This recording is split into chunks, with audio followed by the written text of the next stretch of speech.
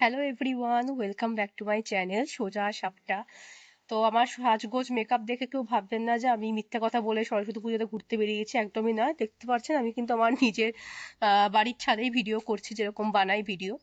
তো এমনি সাজতে ইচ্ছা করেছে তাই সেজেছি, কোনো কারণে সাজেনি, জাস্ট এমনি।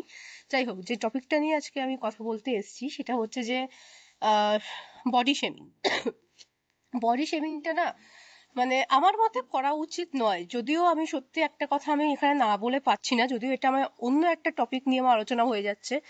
যে এখনকার দিনে যেটা হয়ে গেছে কি, অনেকে মানে এই যে ইনস্টাগ্রাম রিলস বা ইউটিউবে ভিডিওতে যেগুলো দেখি যে মানে ফিগার একটুও ভালো নয়, ঠিক আছে, তারপরেও তারা ভীষণ বাজে রকমের ড্রেসপত্র পরে, এবং খুব মানে বয়স্ক মহিলারাও বাজে রকম ভাবে ড্রেসপত্র পরে শুধুমাত্র ভিউজের জন্য মানে ভিডিও করে।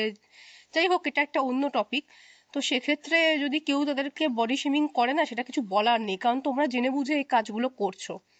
কিন্তু যারা সাধারণ বাড়ির মেয়ে, একটু হয়তো হেলদি, আমার মতনই ফিগার, ইভেন আমার মতনই ফিগার, তাদেরকে সবসময় কেন মানে ছোট হাতি মোটা, তোর মানে খুব বাজে ধরনের কমেন্ট তাদেরকে শুনতে হয়।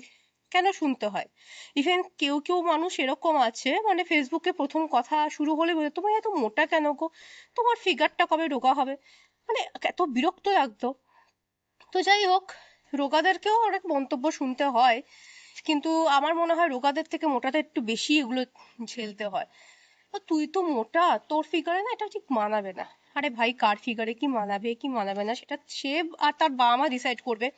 আর সবচেয়ে বড় কথা, কেউ যদি মোটা হয় তাকে তার বাবা মা যথেষ্ট পরিমাণে খাবার দাবার দেয়। আপনার চেহারার গ্রোথ হয়নি বলে যে অন্য কারোর চেহারার গ্রোথ হবে না, সেটা তো ঠিক কথা নয়। তো যাই হোক, এগুলো খুব খারাপ জিনিস। আমার মতে এই জিনিসগুলো বন্ধ করা হোক, কাউকে ফিগার নিয়ে টোন কাটা এগুলো উচিত নয়। হ্যাঁ, ইয়ার্কি ঠাট্টা মারো অবশ্যই, কোনো অসুবিধা নেই, বন্ধুদের মধ্যে ইয়ার্কি ঠাট্টা হয়, আমরাও ইয়ার্কি ঠাট্টা করি, কিন্তু একটা লিমিট রেখে। বন্ধুরা আর বাইরের লোক সমান নয়। আমাকে তো আমার মানে অফিসের যে সিকিউরিটি গার্ড, সে একবার বলেছিল যে তোমার ফিগারটা না অনেকটা বেশি ফুলে গেছে। তো আমি তাকে বলেছিলাম যে আপনার তো এটা দেখার মানে কর্তব্য নয়, ডিউটি নয়, যে কোন মেয়ের কিরকম ফিগার।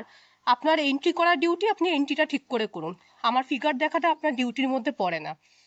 তো যারা এরকম মন্তব্য করবে তাদেরকে মুখের উপর বলবে যে তোমার বাবা মা তো তোমাকে খাওয়াতে পারেনি, এই জন্য এরকম ভিখারির মতন চেহারা হয়েছে। আমার বাবা মা আমাকে অনেক খাওয়া দাওয়া করায়, তাই আমার এত সুন্দর চেহারা। সুতরাং ফিগার নিয়ে বডি শেমিং করা বন্ধ হোক।